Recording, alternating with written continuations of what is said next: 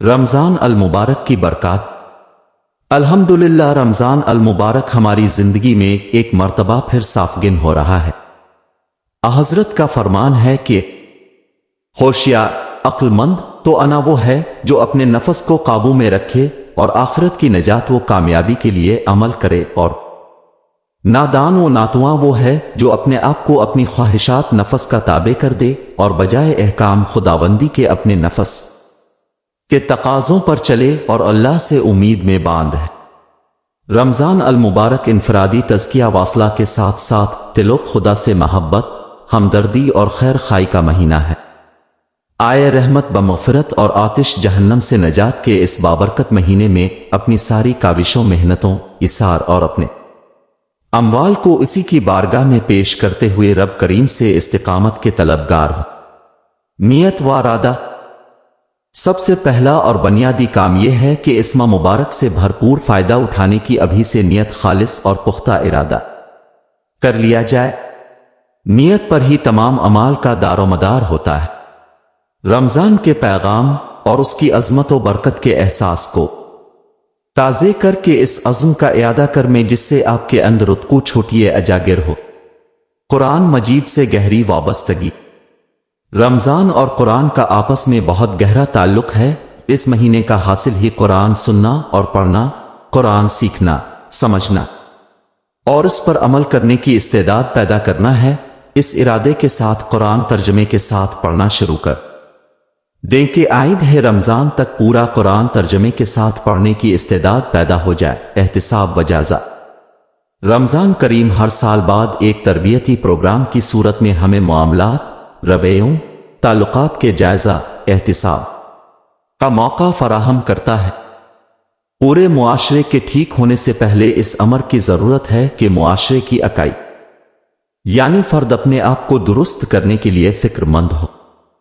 ذاتی احتساب و جائزہ کے ذیل میں رمضان کی اہمیت محتاج بیان نہیں۔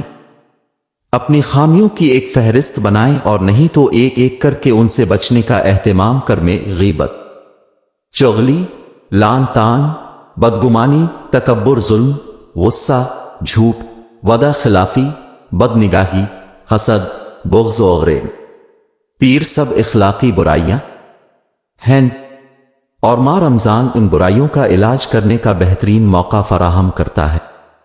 اس موقع کو ضائع مت کیجیے۔ سماجی، خاندانی اور گھر یلو دائرے میں اپنے سابقہ رویوں کا خالصتاً آخرت کے نقطہ نظر سے لیں۔ باجماعت نمازیں۔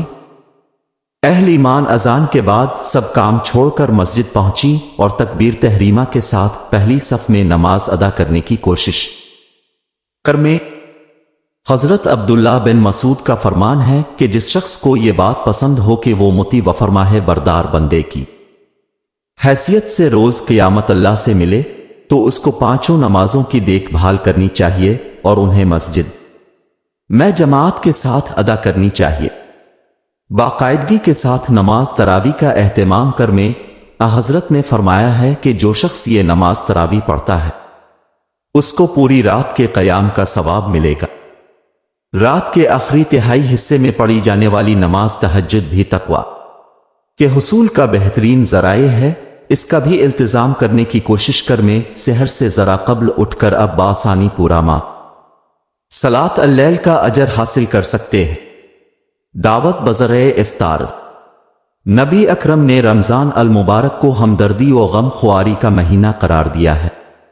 ہمدردی کا ایک پہلو کسی روزہ دار کا روزہ افطار کروانا بھی ہے۔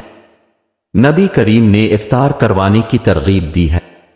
نبی اکرم کا فرمان ہے، جو شخص کسی روزہ دار کا روزہ افطار کرائے تو اس کے لیے گناہوں سے مغفرت اور دوزخ کی آگ سے رہائی ہے۔ اس کو اتنا ہی ثواب ملے گا جتنا روزہ دیروں کو، اور اس سے روزہ دار کے ثواب میں کوئی کمی نہیں گی۔ قبل ایمان انفرادی واجتماع سطح پر افطاری کا اہتمام کر میں غربا کو، مساکین کو افطار پارٹیوں میں ضرور دعوت دیں۔